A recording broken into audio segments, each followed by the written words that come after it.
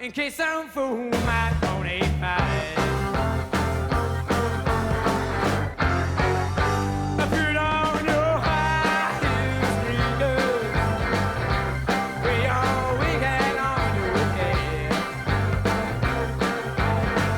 Yeah, put on your high heels, sneakers, way your wig hat on your head.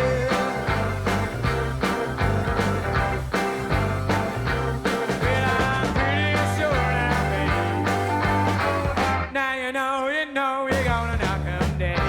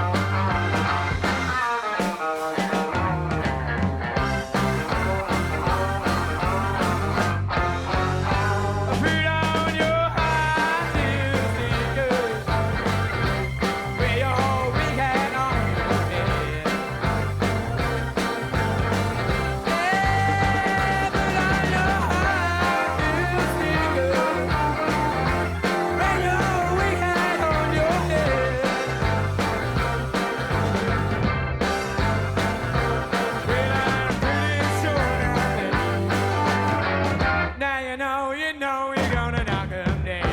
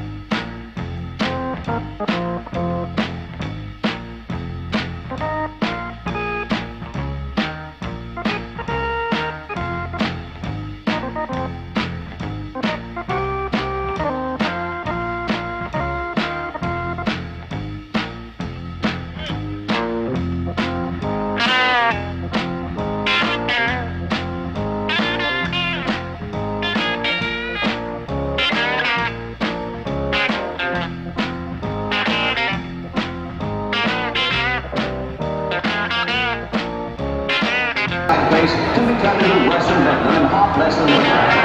The idea was to catch up the second level of Hastings. The earlier one, 900 years ago, changed the whole country. That effect wasn't expected this time.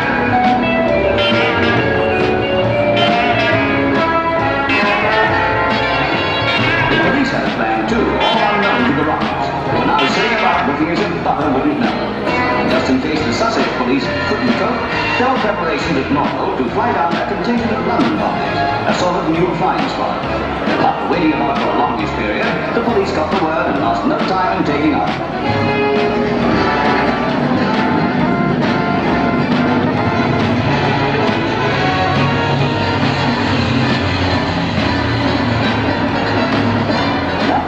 Hastings police was simplicity itself. Just separate the mobs from the rockers, keep them apart, and send them away. That would nip in the bud any possibility of a battle.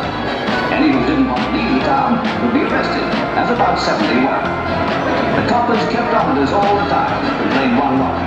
Certainly, they'd never come to the town again.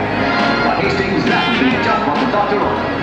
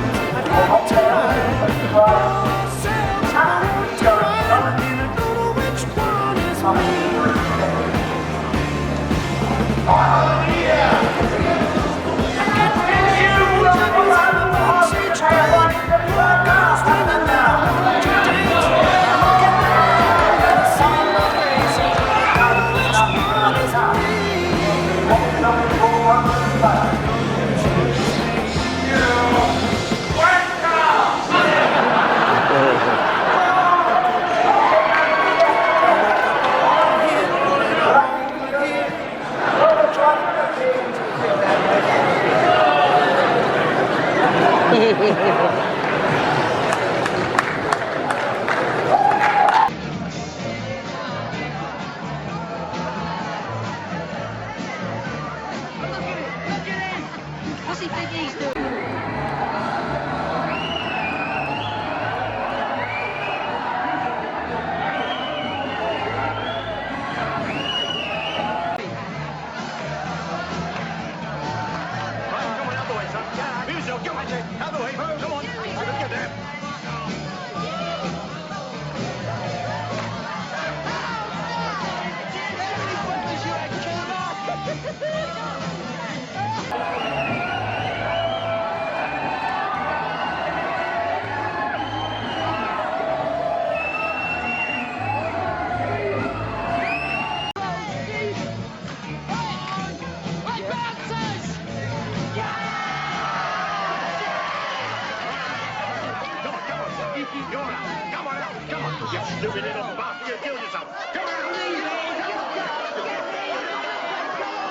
Specific order, so keep the rounds of applause going as people approach the stage. First of all, please give a huge round of applause to Phil Davis, ladies and gentlemen.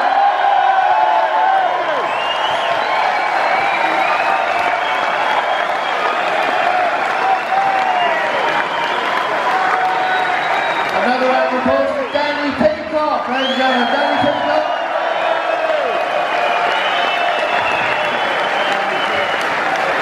Keep the applause going, welcome John Altman.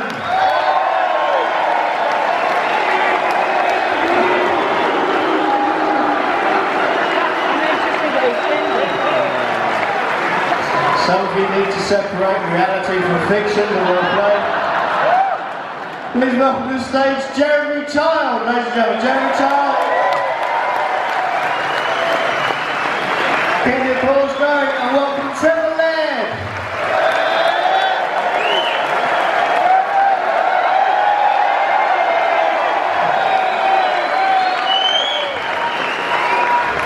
Keep the applause going, welcome Mark Winnett, ladies and gentlemen.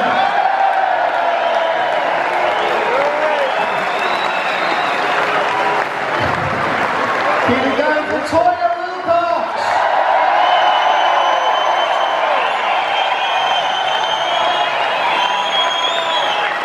Please welcome to the stage Mr. Phil Daniel.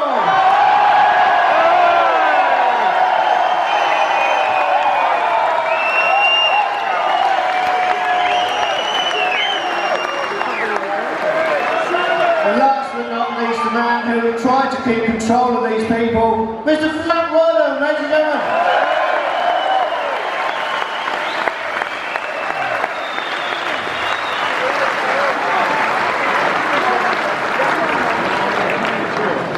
Thank you very much, ladies and gentlemen, for joining us on stage for this question. That was quite some reception, wasn't it? Do you get that, Phil Daniels? Do you get it everywhere you go? Just when there's 3,000 mods handy. This lot were very special and I am fantastic. It's an incredible response. And an incredible response to the film as well. At the end of the film, it's still very raw, it's still very emotional. Frank, can I ask you, how do you feel, you know, even over 30 years later, how do you feel watching it again? Well, I must say, it's fantastic to see everybody here. That's the most amazing thing to me.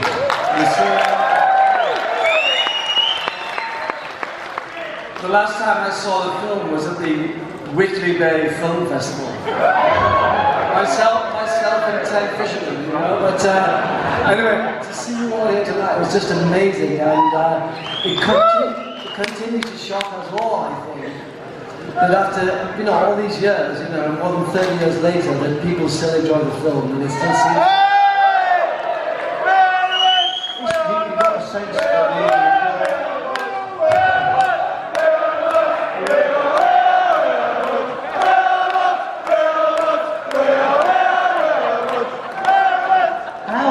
You managed to direct those fight scenes with 3,000 of these buggers, and it just is beyond me. You were all there, well done you, my friend. That was a northern accent. Did you come down from up north to go and appear in a film? Didn't catch a word of that, but thank you for playing. Well, so that's Frank's response to the film. Can I ask, Mark, how did you feel watching it? Because I was watching you while you were watching it, and it was still, you were still laughing, you were still part of it. Well, it's so long ago now, it's like watching somebody else, you know. It's, there's this line, you know, that's lost continent in my youth, and that's what it feels like. It's a very strange experience, it's a very strange experience, and I think, well, I can speak for all of us, we all think everyone else is great except yourself, and going, oh, I didn't really do that, did I? Oh, were you the youngest member of the cast at the time? I was at the time, yeah. You've got older than me now. Yeah, I was 17 when I did it. 17. And Trevor, how did you feel about watching it again? Pardon? How did you feel about watching the film again? Listen, I'm no mathematician, but by my calculations, it was 38 years ago that film came out. And all I would say, and I spoke to the great Brian Tufano that shot the film, that was a director of photography, not that long ago, that I just thank Frank and Brian for making such a beautiful film. I'm just a kid. Yeah, It'll live forever because it's about kids growing up, you know, and well-made Phil, I'm so happy that both Phils, but you know, Daddy was, you know, so happy to see such a great performance and such a wonderful, moving picture. Cheers, mate. You're obviously quite a close-knit group, because you've obviously, I mean, this is 38 years ago, you do these events occasionally. But what do you think, can I ask this to Phil there, what do you think makes the film such an iconic film still? Is there something you can pinpoint, or? Well, I suppose, it's the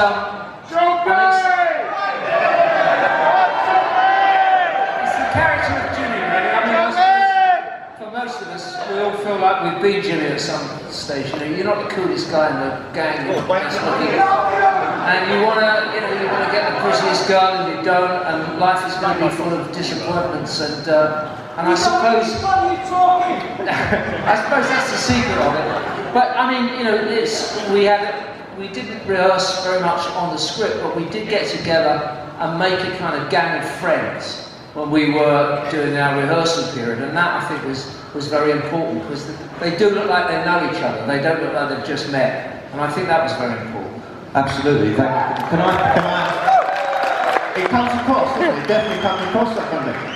Jeremy, can I ask you then, if all the cast were getting together and they become this group of friends, did you hang out with them at all? Did I hang out with Yeah, you? did you hang out with all these young rapper mates that are just starting out? Several members of the cast have asked me, so how did you get the part? And I said, I don't know.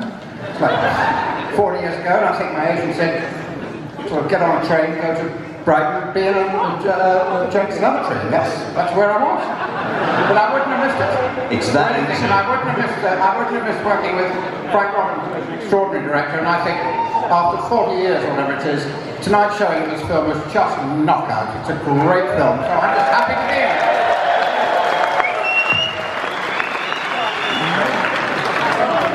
Daniel, can I ask you a question? And this question has been sent in by Robin Say of Tatsfield. Is Robin in the house? Yeah, about 8 of you. That really is quadrophenia. That is well done, mate. Daniel, can I ask you the question? Robin says it's still in a lot of people's favourite film list. What do you think makes it such a favourite with so many people? Such a favourite film, yeah. Favourite film for so many people. Yeah. Well, I mean, listen, I was, I did a couple of scenes in it, and I remember them incredibly well because I think I had a really wonderful time. And I've got to be honest with you, all those, I think it's 37 years later or something, seeing all these people coming to see this film again and loving it again, I've got to be, and I love the fact that Frank Robbins here. I mean, like me, that guy is such a top man. Anyway, listen, I'm going to pass it over to Mr. Daniels. What a great night, eh? What a great night! He's directed the Q&A now. Phil, can I ask you then, because it is still relevant for a lot of people today. I mean, like, a lot of people will have seen it when they were in the age group of the people in the film, but do you still feel it's relevant to you now? Exactly. So, do you feel the same way, Phil, when you watch it? How do you feel watching it? Well, I'm still the same bloke. Yeah. And Somebody just said, I don't take so many pills these days. But I feel great. It was nice to watch it after all these years, and it was good. good stuff. Now, Frank, when it first came out, it wasn't that well received. Did you? You were disappointed by that, but did you think that would be it? I mean, you're here 38 years later. What was very interesting is that it wasn't greatly received in the UK, and I remember the guy from Evening Standard, slagging it off, and then Alexander Walker, bless him, and when I went to the States, I was invited to go to Hollywood, and I went there, and about a year later the film came out in the States, and it was. They loved it there. I think Time magazine on Newsweek said the best film to come out of England in 20 years. I think they tried to dub us all though, didn't they? Because they couldn't understand us. That was like shocked that, how much we received in the States, and then it came back to England. And funny enough, it seemed to come back and be successful. And then the next time I made a film, in America, Alexander Walker slagged me off again. He said the wonderful Quadrophenia, but now he's gone to America and he's got himself a swimming pool. So, it did grow. I think, the question that people ask is, when we made this film, did we realize that we were going to make something that would have a lasting effect? And the truth... It's public, and we loved it. The truth is, no, we didn't expect it. I was just glad to be at work. It was my first film. A lot of these actors were very new and very young. And we got a free hand from The Who and from The Who management. We had the best time. We had the best time. And I was 31 years old at the time. And I thought I was still 18 in my mind. And I was like thinking I'm a young guy. Then I started working with like 30 young guys and gals. And I realized that they were much younger and much happier, much brighter than people in their 30s. And it affected how I felt about the ending of the movie, because they were fantastic to work with. They were tremendous. And there's something I should also say is that we had a very good script writer, working with myself, Martin Stellman.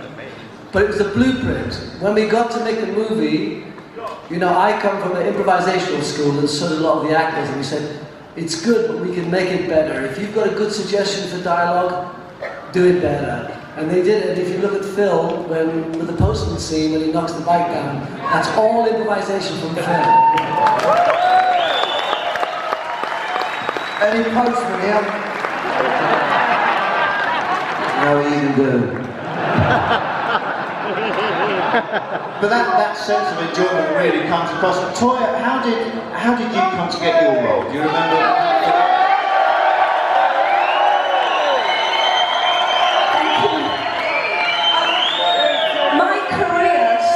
With Phil Daniels. When I was 18, I was spotted on the streets of Birmingham with my yellow and green hair and invited to do a drama with Phil at Pebble Mill. And it got seen by a director at the National Theatre, and I was invited to join the National. So I then get a call from Frank Rodden saying that, and we weren't going to talk about Johnny Rotten, but my connection was, could I give Johnny Rotten acting lessons to get him through a screen test for Quadrophenia? He didn't get the role, and he was actually really fabulous and a fabulous human being, but Frank didn't give me a job. And I turned up outside Frank's office and I said, give me a fucking job.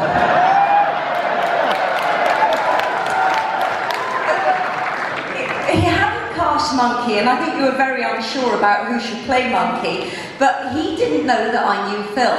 And Frank said, if you can come in here and do the party scene, snog Phil, the job is yours. Well, it wasn't a problem, was it? No problem at all. That was good singing in that party, wasn't it? Oh, a lot went on. So I got the job.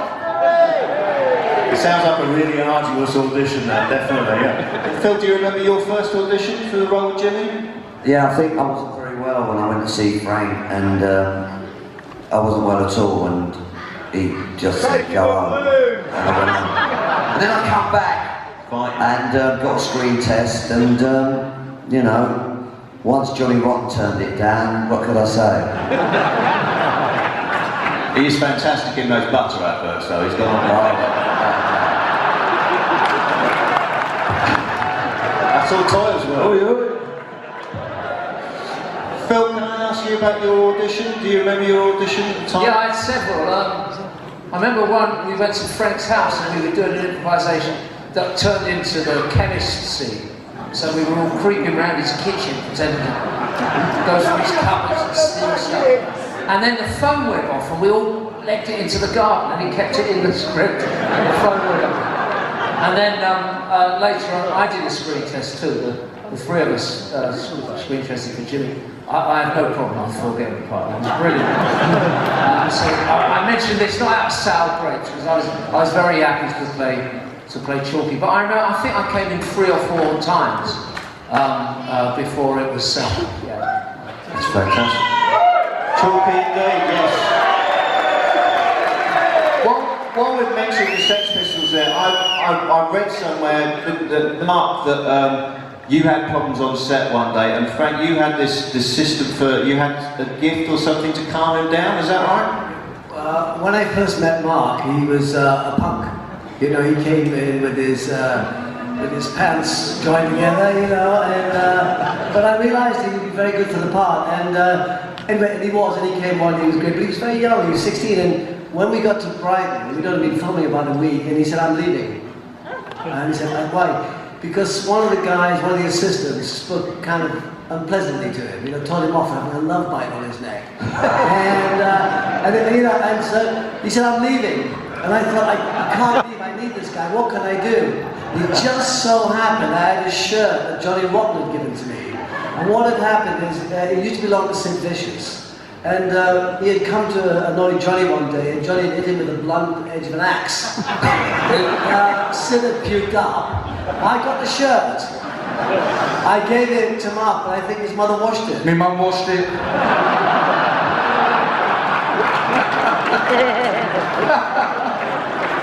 Thank you for not telling the real story, Frank. Sorry, I still alive.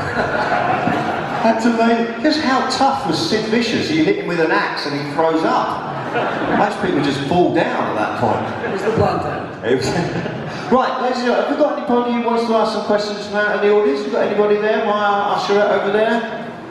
Yeah, there's a gentleman with his hand up just by there. If you just make your way out, rather than, unless you can't, I shouldn't be asking that question. Did any of you boys actually become, and girls, proper mods from the experience you had making a film? You're actually getting the proper scene and feel like you're proper mods? Who wants to answer that question? Mark, when you started off as a pup, did you become a mod? Did it turn you to the right side? I think when we were doing the film we felt like mods, but you know, we're actors and you many things, you know. But no, I don't think any of us were mods, but we have mod sympathies. I'm still a mod. I mean, you could say that the spirit of mod runs through us. The modern spirit is in us all. But you know, the one thing I've noticed over the years, the 38 years since this picture was made, and being invited to functions like this and meeting mods, I've met mods of 75 years old, and I met a mod who's 6. Remember that little kid? Yeah, his parents. You know, and I don't know, it's just down to earth, real people who live for something that they love doing. And you know, I think it's great, you know, but I wouldn't say I was a mod because I'm too old, really. I was too young to be a mod like the first time around in the 60s. And then after Quadrophenia came out, there was a sort of mod revival. I'm not really a mod, and never was, but you are, I know that. But the thing about the mods is that when you look at the fashions of the 70s, I mean, they're a little bit daft, aren't they? You know, with the flared jeans and the funny hair, but the mod stuff still looks cool. And the music is still cool too.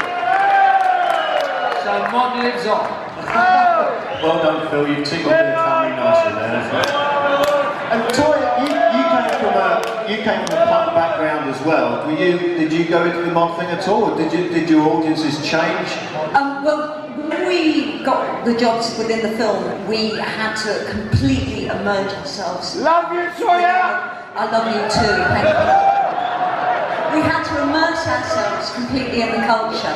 And what was so exciting was we met real mods, and they took us into their houses. And we went to a party in Fulham that really was one of the wildest experiences I've ever had, where we were given drugs and we were taught how to dance, and then we went off on scooters at 4 in the morning round West London, and with these real mods, and we just had to completely immerse ourselves, and it was really so exciting.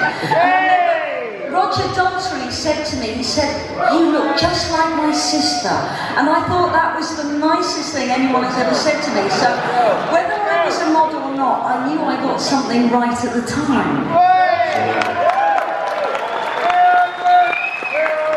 And John, what about you? Were you ever a mod, John, or?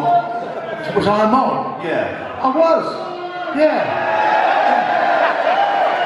I was about 15, I had a mod haircut. I came and stayed with my aunt up in North London. I went to Lord John on Carnaby Street, and I bought this double-breasted mohair jacket. That night, I had a date with a girl in Swiss Cottage at the Odeon there, and on the way home, it pissed with rain, and I got completely soaked.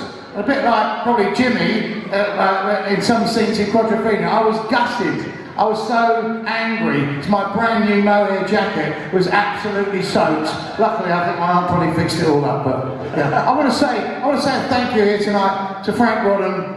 Because a lot of us have been saying thanks to Frank. But number one, working with him was a pleasure. He was a man who got the job done. But as far as I could see or remember, he never lost his temper, and he had a hell of a job to do, because you don't get results like that. And Frank had an epic film to put together there. I mean, you had a great team there, didn't you? Kieran Phipps and a few others, yeah.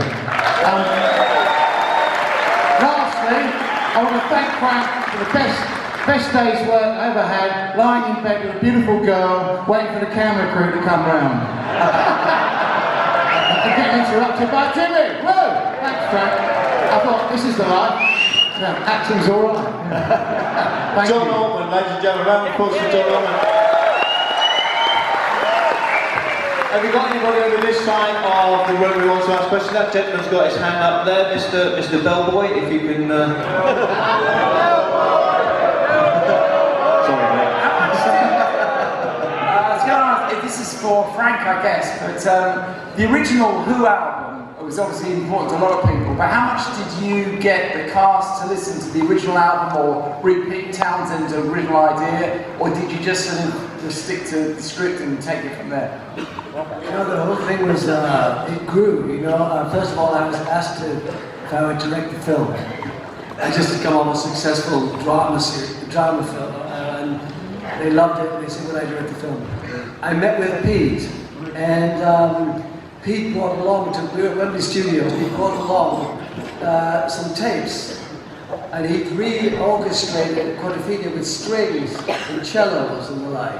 Now, he wanted to be like a rock opera like Tommy, and I didn't want to do that, and it was my first big meeting with him, and I said, wow, I better stand up here. So I said, look, I'm not going to do this. I think it's a street movie. I don't want to copycat Russell and Tommy. I want this to be an authentic I see it as a street movie, mostly a working class movie, and I want to use proper music, you know, that the people would listen to. So he agreed to that, and what they did was, instead of having to do the whole of the Quadrophenia music throughout the film, which had been unrealistic, they allowed me and permitted me and blessed the idea that we would use other tracks from the era. And so we put out a new album. One side was tracks from the period, and the other side of the LP was the Quadrophenia music. So I have to say that Pete Townsend was incredibly gracious. I met him, it's his baby, he created Quadrophenia. I said to him, I don't want to do this with this music. I only met him for about 5 minutes. The rest of the Who were also fantastic, and the management. So they basically said, cast unknown people, you can have them. I wanted them for a month so I could improvise with them and work with them and get them to know the scooters and ride confidently and dance properly and so forth. They let me have the month's rehearsal. They let me cast unknowns, relevant unknowns, and then they let us do the film we wanted to make. And I think it's very rare that, you know, if you work in Hollywood, they interfere. The great thing about this film is that the Who, or the management, or the producers, they didn't interfere. They let us do our work, and I tried to let the actors do their work. And when people say, why is the film still around, I think it's authentic. And it's authentic. What is most authentic about it is it's because of the acting. You know, it's because it's authentic emotions, and I just like to say, you know, I'm in great admiration of the fantastic cast. Question for Sawyer. Superb.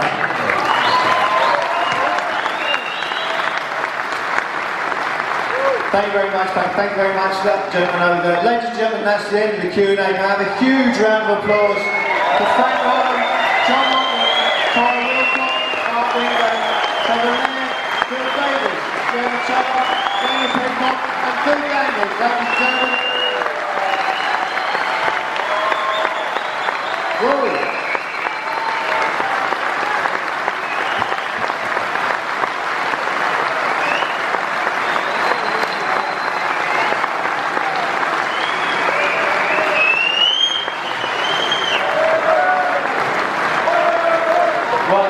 Before we let you go, we've got the best French competition. So if you wouldn't mind just sticking around. Ladies and gentlemen, this is the results are in. Frank Ronald, Chocolate, Tara Wilcox.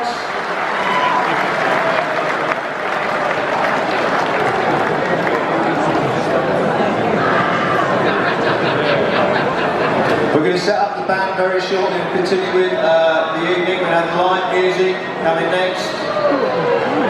Who's seen Who's Who before? Fans of Who's Who? Excellent stuff. They'll be coming on very shortly. Just need to get the cafe tables out of the way.